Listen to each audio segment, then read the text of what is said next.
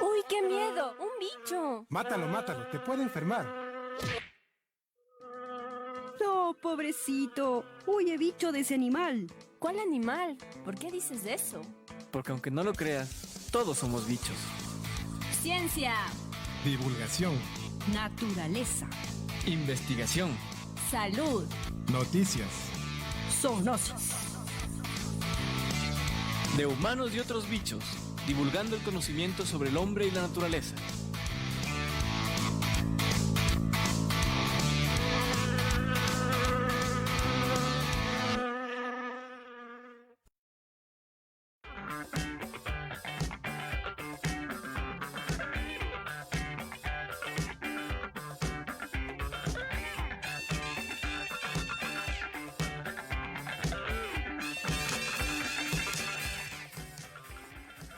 Cada esfuerzo por clarificar lo que es la ciencia y de generar entusiasmo popular sobre ella es un beneficio para nuestra civilización global.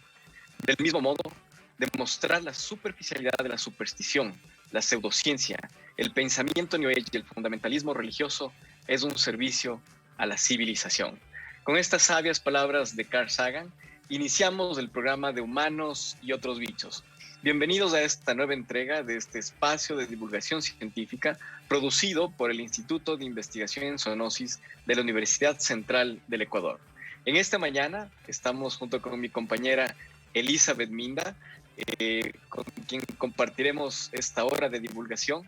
Nuestros compañeros Sandra Enríquez, Franklin Vaca se encuentran realizando trabajo de campo, desde aquí les enviamos un abrazo y un caluroso saludo.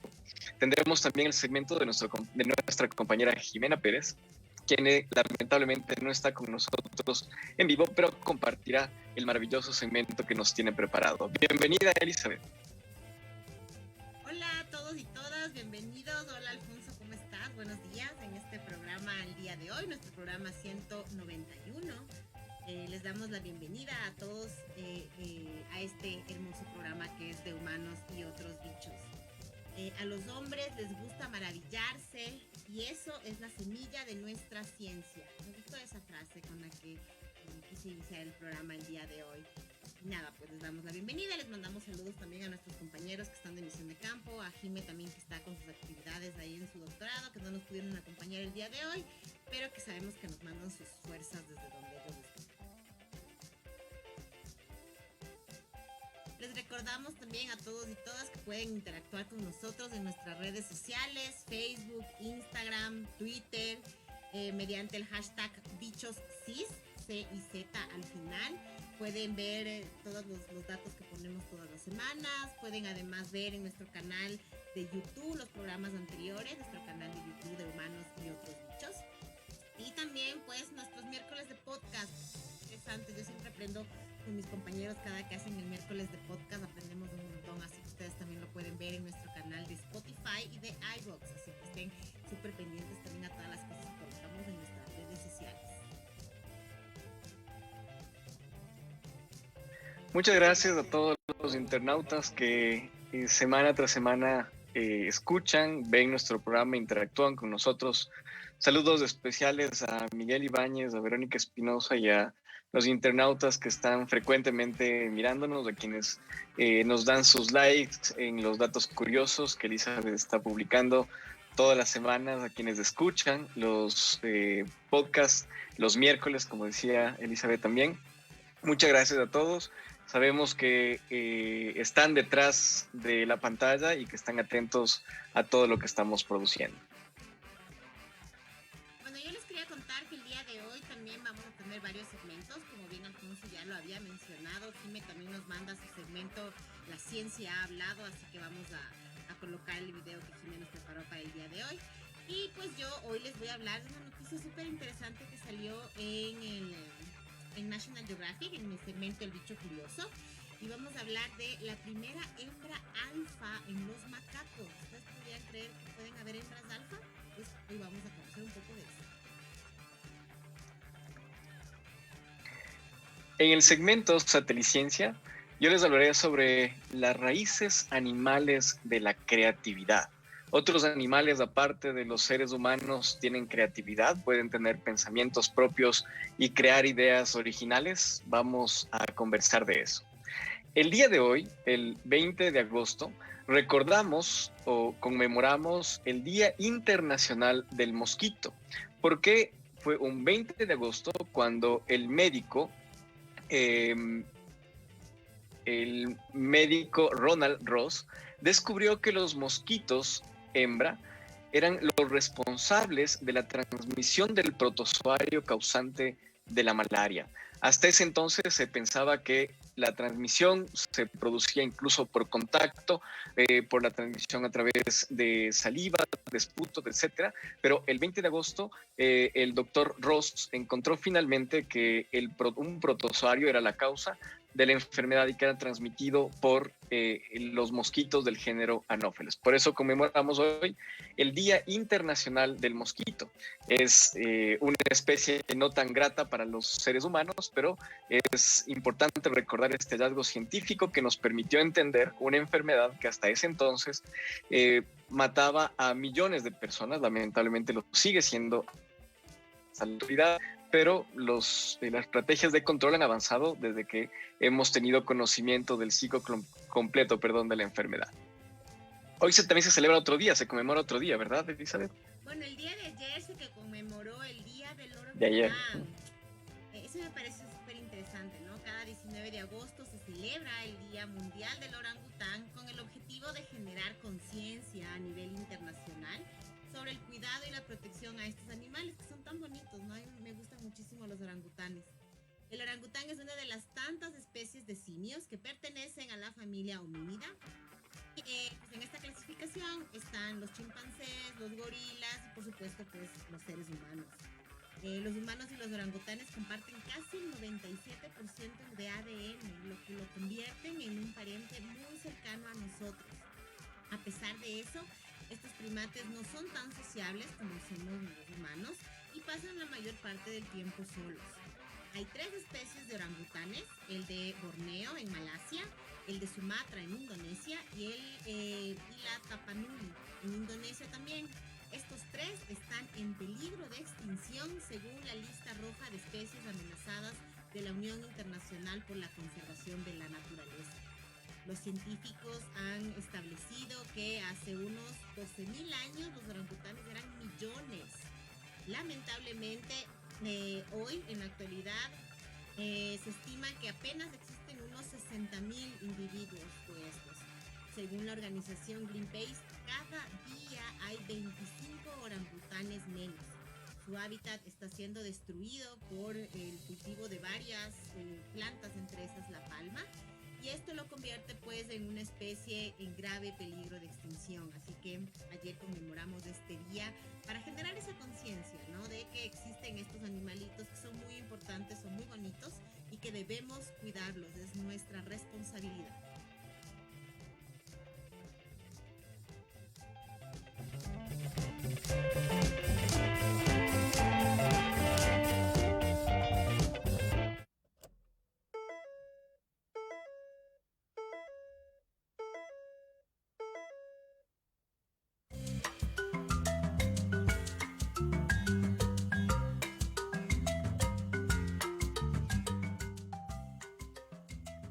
Bueno, y como ya les había mencionado, el día de hoy yo les traigo el segmento El Bicho Curioso, donde vamos a hablar o les voy a comentar de la primera hembra alfa en los macacos en Japón, ¿no? Esta información fue tomada de la revista National Geographic, entonces vamos a ver de qué se trata, ¿no? Tras vencer al líder de los macacos en la isla de Yushuku, Yakkei, que es el nombre de esta hembra macaco, se convirtió en la primera hembra alfa en toda la reserva natural. Yakkei no tuvo empacho en golpear a su madre, por el contrario, tras salir victoriosa de ese primer encuentro que ganó en lugar de generar algo malo en la manada, pues fue algo muy diferente, pero la manada lo tomó bastante bien. En lugar de ser una más de la familia, los demás macacos la empezaron a percibir distinto. Sabían que con ella no había segundos miramientos. pocos meses más tarde, el líder del grupo, Sanchu, la buscó para mostrar su virilidad. Al principio era sencillo, nadie podría vencer a este macho que además era más fuerte o uno de los más fuertes de la comunidad. Nadie nunca lo había hecho. Entre los 677 monos japoneses, él había sido el más temido por años. A pesar de solo tener 9 años, Yakei tenía otros planes. El encuentro se dio en el Jardín Zoológico Natural Takayasakayama, una reserva ecológica donde los monos de nieve deambulan en libertad. Este espacio fue destinado por el Estado japonés para preservar a la especie en su propio ecosistema. Entre los árboles de las montañas, Yakei no tuvo empacho en arrojarse a la batalla. En total, el macaco lanzó su cuerpo entero de apenas 10 kilos en contra de Sanchu. No pasó más de una hora antes de que las hostilidades terminaran, y tras la derrota del antiguo líder, Yakei se convirtió en la primera hembra alfa del grupo. Para los veterinarios en la reserva, el comportamiento fue más que sorprendente. Por primera vez en años, la tropa B, como se la conoce en la isla Yukshu, tiene una líder fémina. El camino para conseguir ese puesto fue arduo. Empezó en abril cuando peleó contra su madre. Hoy, tras vencer al antiguo macho alfa de 31 años, Yakei trepa los árboles y los agita en señal típica de una especie de poder sobre los demás. Según los guardias de esta reserva natural, la nueva hembra alfa ostenta su puesto con honor y decisión. Para comprobar su nuevo liderazgo, realizaron la prueba del maní, que consiste en ofrecer cacahuates a los animales para ver quién se los come primero.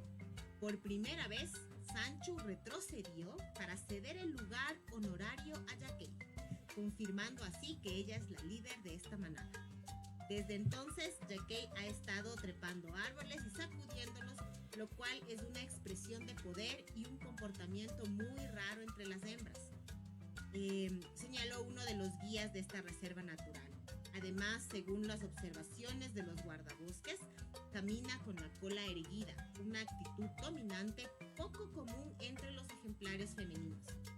Desde 1952, cuando el parque ecológico se fundó, ha sido hogar para más de 1.500 macacos. En contraste, unos 100.000 ejemplares viven todavía en libertad entre las montañas de Japón. Todos comparten una misma característica: son animales que no le tienen miedo a enfrentamientos agresivos con seres humanos y otras especies. A partir de ahora, valdría la pena no mirar a Yakei a los ojos, porque ella lo interpretaría como un desafío y el agresor podría ser maléfico. Esta es la noticia que publicó National Geographic con respecto a Yakei. A mí me pareció súper interesante, ya que no se había visto este comportamiento antes, en donde vamos a encontrar a la primera hembra alfa dentro de los macacos. Espero que les haya gustado esta interesante historia en el Bicho Curioso.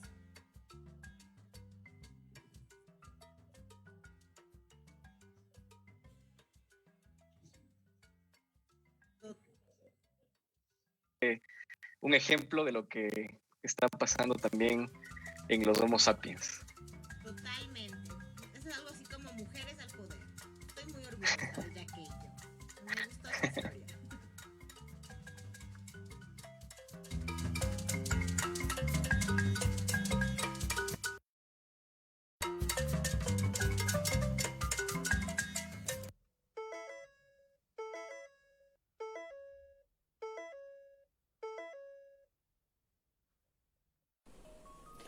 Bienvenidos a su segmento La Ciencia ha Hablado. Esta semana les traigo un dato súper interesante acerca de cómo el sistema nervioso central está conectado con nuestro intestino. ¿Alguna vez se han puesto a pensar eso? Yo sé que este segmento le va a gustar mucho a Alfonso, pues él ha hablado en muchas ocasiones acerca de cómo la microbiota también nos afecta. Indirectamente, no. Realmente muy directamente, muy pocas personas piensan acerca de ello. Como ustedes saben, el sistema nervioso entérico es sumamente complejo, Digamos que es una subdivisión del sistema nervioso autónomo. Se encarga de administrar todas las funciones del sistema digestivo y gobierna nuestro intestino. A diferencia de cualquier otro órgano del cuerpo, el intestino tiene su propia autonomía, ¿no es cierto? Ya lo sabemos. Por ello es que le llaman el segundo cerebro. Yo no lo sabía hasta que les comparto este dato. No necesita que el principal órgano del sistema nervioso central le diga qué hacer. Es decir, al intestino no le interesa lo que diga el cerebro. El intestino, hasta cierto punto, hace lo que quiere. Sí, no siempre hace caso. Bueno, por su complejidad, hasta este momento no se ha terminado de entender su funcionamiento. Y de hecho, la forma en que el sistema nervioso entérico coordina el tránsito del contenido a lo largo de todo el tracto gastrointestinal ha sido y es un problema sin resolver. Sin embargo, científicos de la Universidad de Flinders lograron revelar el mecanismo que explica cómo la acción del sistema nervioso entérico subyace o está involucrada en el tránsito intestinal. Llegó un artículo publicado en el Communication Biology en el que utilizaron una técnica recientemente desarrollada que combina grabaciones de video de alta resolución con un análisis de la actividad eléctrica del músculo liso. Todo esto para averiguar cómo el intestino mueve su contenido en ratones. Pero ya saben, ratones nosotros, parece, hasta cierto punto. Bueno, una de las cosas que concluyeron es que el sistema es mucho más complejo de lo que esperaban y muy diferente a lo que siempre se ha dicho, que solamente los fluidos van a lo largo del músculo liso y ya. Es preciso que se reconozca que cerca del 70% de células inmunitarias del cuerpo residen en el intestino y la microbiota en el intestino afecta a nuestra salud. El 80% de la serotonina de nuestro cuerpo se encuentra en el tracto gastrointestinal. Estos son datos que antes no los manejábamos, ni siquiera habíamos pensado en ellos. Así que no es solamente digerir y expulsar los restos de comida como nos habían dicho siempre.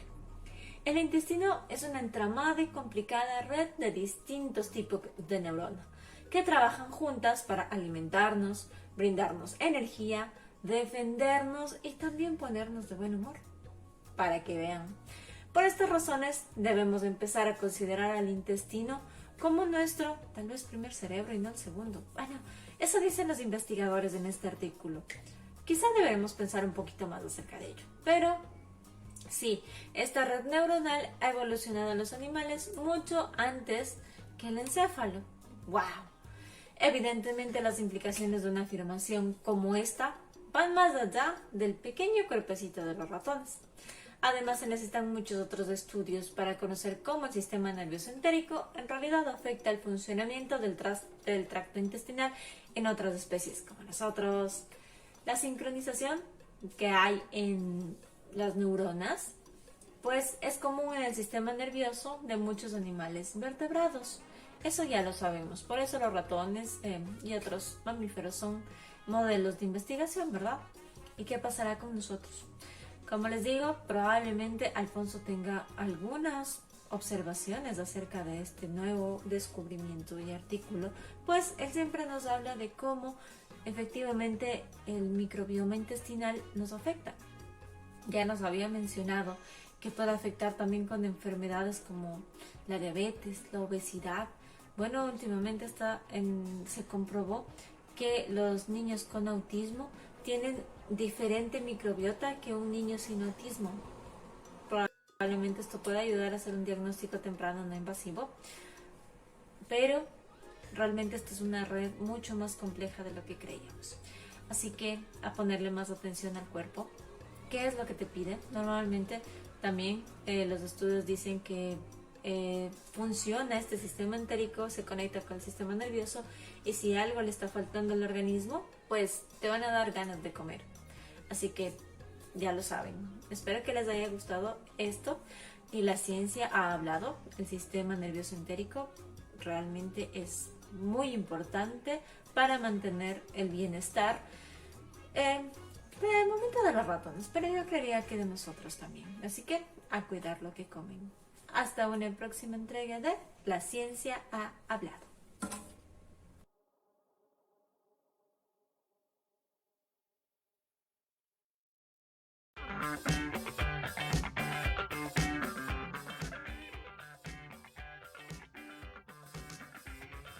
De ver y oír aquí en su segmento. Ella, como bien lo escucharon hace un ratito, ella habló ahorita sobre la microbiota intestinal. Aquí hemos hablado varias veces de esta información.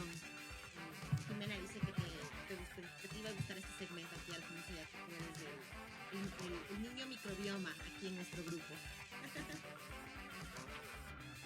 Así es, el microbioma o microbiota intestinal es un órgano realmente de nuestro cuerpo y tiene una importancia fundamental en salud, en nutrición obviamente, y está relacionado con muchos otros aspectos, con muchas otras enfermedades. Entonces hay que alimentar también a nuestro microbioma intestinal, tenemos que cuidarlo.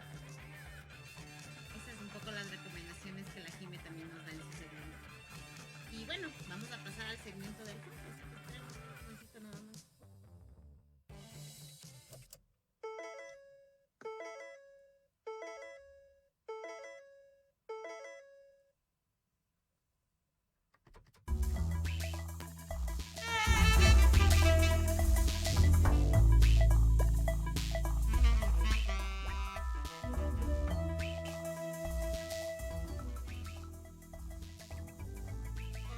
Este segmento Sateliciencia. Cuéntanos. Así es, el segmento Sateliciencia es un segmento que cuenta historias alrededor de la ciencia. En este segmento también tuvimos en algún programa anterior los famosos chistes científicos que ustedes recordarán. Algunos tuvimos que leer y escuchar más de una vez esos chistes. Ahora vamos a hablar de las raíces animales de la creatividad. Es decir, si los animales son creativos, si tienen ideas originales y si es que las tienen, cómo las expresan. La creatividad nosotros la hemos entendido como una habilidad para producir nuevas ideas. Y desde ese entendimiento ha sido tradicionalmente entendida también como inherente a la naturaleza animal humana, no a otras especies.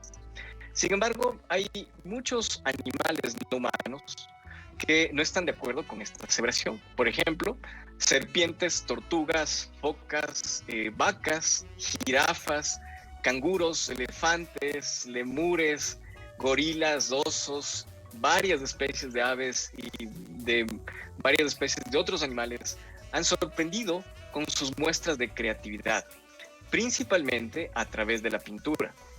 Es que la pintura es una expresión creativa y artística que tiene la característica de poder plasmar los pensamientos, ideas del autor de manera visual o de manera simbólica para que sean advertidos por quienes podemos apreciar la obra.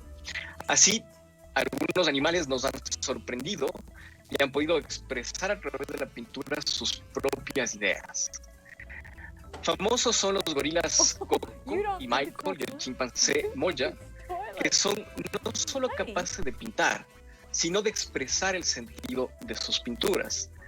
Y hay varios videos en YouTube y en otras plataformas de acceso libre donde encontrarán a Coco, a Michael y a Moya pintando y además expresando, intentando explicar qué es lo que plasmaron en sus pinturas.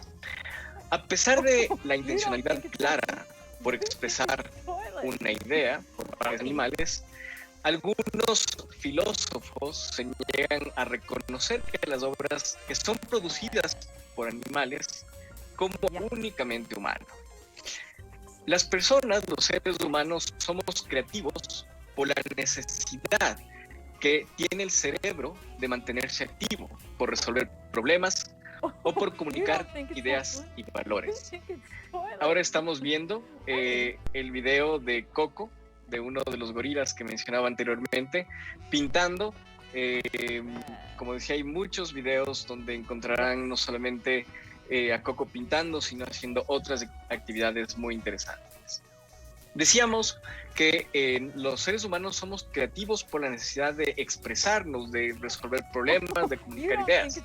Pero ¿qué le podría, por ejemplo, motivar a Coco a pintar? En el libro del autor Ben Sharfstein, titulado Pájaros, elefantes y otros artistas, asegura que un animal no humano está interesado en el proceso, más no en el producto final, que es lo que hacemos nosotros. Mientras las personas suelen interesarse tanto en el proceso y en el producto artístico, los animales se interesan solamente en el proceso. El primer chimpancé, llamado Congo, que fue el primero que tuvo la oportunidad de pintar, las obras de todos los animales que han podido pintar han sido clasificadas como impresionismo abstracto lírico, y algunas de ellas han sido expuestas más bien en el Instituto de Arte Contemporáneo de Londres, y muchos han sido, como decía, pinturas de animales que han podido expresarse. Los zoológicos de las ciudades de Oklahoma, de Oakland y Miami, entre otros, han expuesto también muestras de las obras de sus animales. Y los cuidadores de los zoológicos consideran que la pintura es una actividad tremendamente enriquecedora dentro de la rutina diaria de los animales, quienes no son forzados a pintar, pero sí son asistidos por sus cuidadores. Es decir, los animales que pueden pintar, a quienes se les ha ofrecido la oportunidad de pintar, muestran que tienen un mejor desempeño, tienen mejor salud. La pintura puede ejercitar la mente de los animales, haciendo que su ambiente de cautiverio sea menos estresante. Se les presenta un lienzo en blanco y una variedad de pinturas que obviamente deben ser no tóxicas, para que utilizando una brocha o un pincel algo parecido, o partes también incluso de sus cuerpos como patas, garras, picos, colas, trompas, etcétera, creen sus propias obras de arte. Las obras son expuestas, como decíamos, en algunos zoológicos y vendidas, y el dinero recaudado es invertido en programas de conservación y educación. Es decir, cada pintura, aparte de ser única, además es invertida en los propios programas de conservación. Más allá de la pintura y el cautiverio, hay otros tipos también de comportamiento creativo que han sido observados en el reino animal en condiciones de naturaleza. Por ejemplo, en 1953, en una isla pequeña de Japón, se llevó a cabo una investigación que a través de los años se ha convertido en clásico. Una investigación, un experimento con macacos. Con el objetivo de que los animales se habitúen a los observadores, se dejaban camotes en el suelo. Un día, una de las hembras del grupo tomó un camote y lo llevó hasta la fuente de agua más cercana para lavarlo. Nunca antes ningún miembro de su grupo había tenido este comportamiento, ni ningún primatólogo anteriormente había reportado a un macaco lavando un alimento. Con el paso de los meses, otros miembros del grupo de macacos también lavaban sus camotes antes de consumirlos. 5 años después de que la primera hembra empezó a lavar los macacos, 3/4 partes de la población de macacos de esa isla lavaba regularmente sus camotes antes de comerlos. El comportamiento de la primera hembra, el comportamiento creativo, fue aprendido e imitado por sus parientes, en lo que podría tal vez ser interpretado como aprendizaje cultural.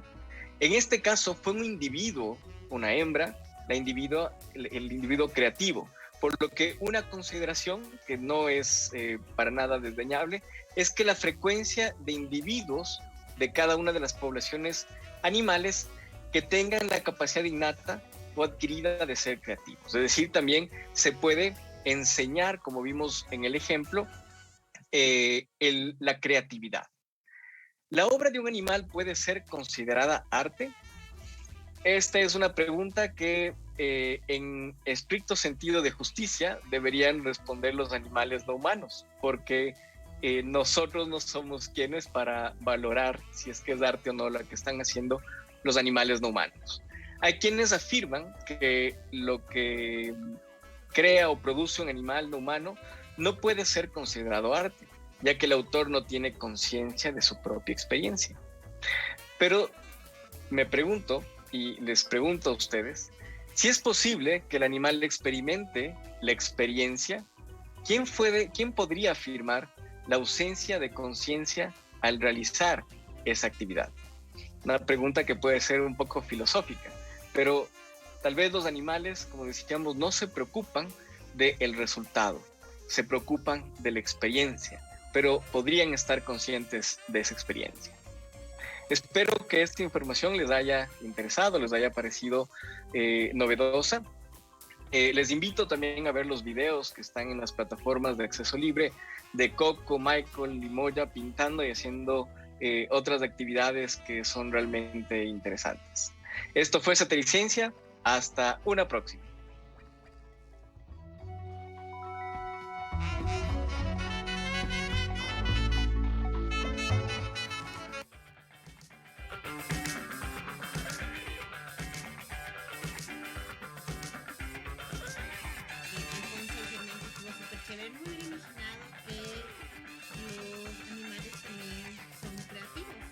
Mientras tú contabas tu segmento, salió el video, ¿no?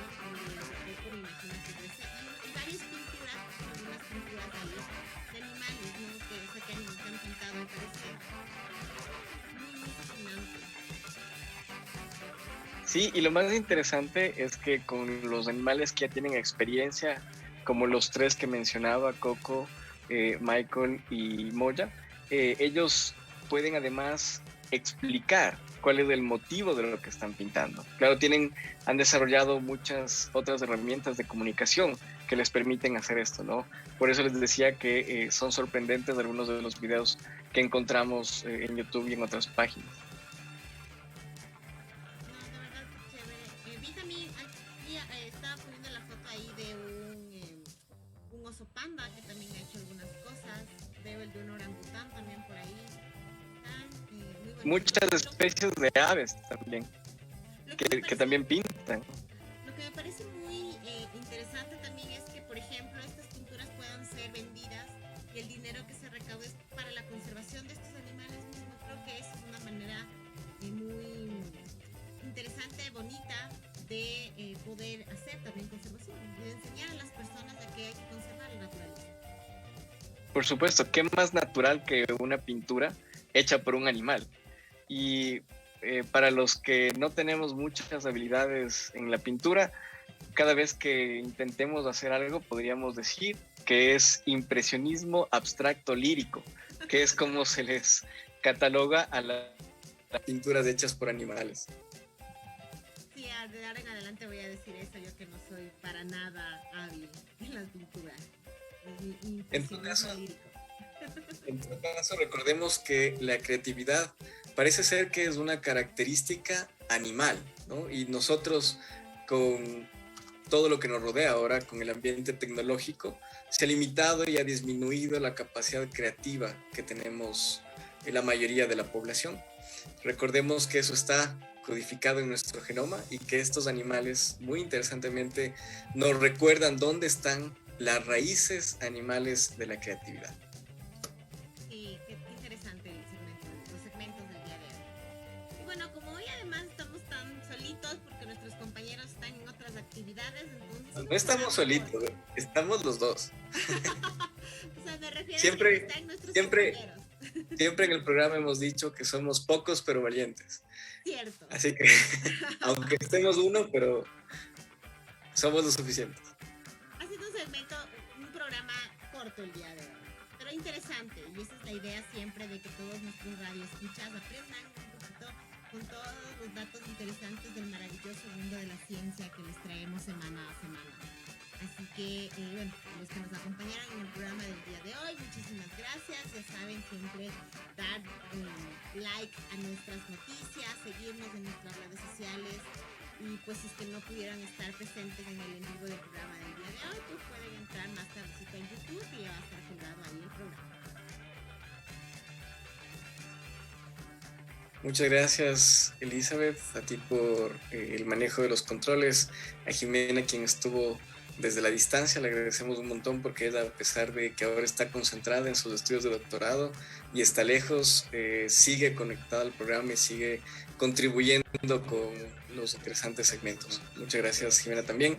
Le recordamos a los internautas que pueden visitarnos en nuestras redes sociales. Ahí está nuestra community manager, Elizabeth, quien está atenta en Facebook, en Twitter e Instagram, y como decía, en YouTube también, subiendo los programas pasados. Si es que se perdieron alguno, podrán nuevamente mirarlo y escucharlo ahí.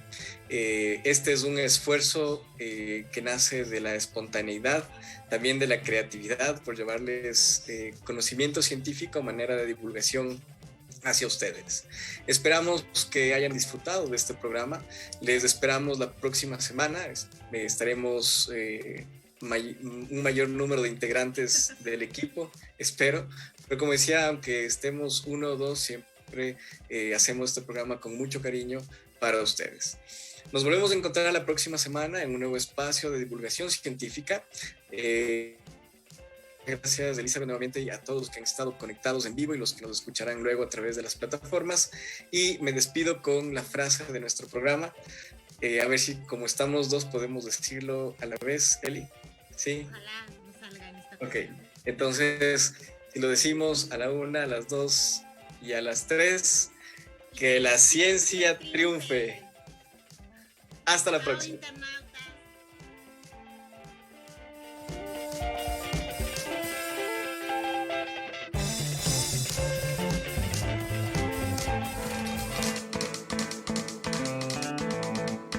Esto fue De Humanos y Otros Bichos. Si te gusta la ciencia divertida, no te olvides de escucharnos. Todos los viernes de 10 a 11. Una producción de Radio Universitaria Online de la Universidad Central del Ecuador.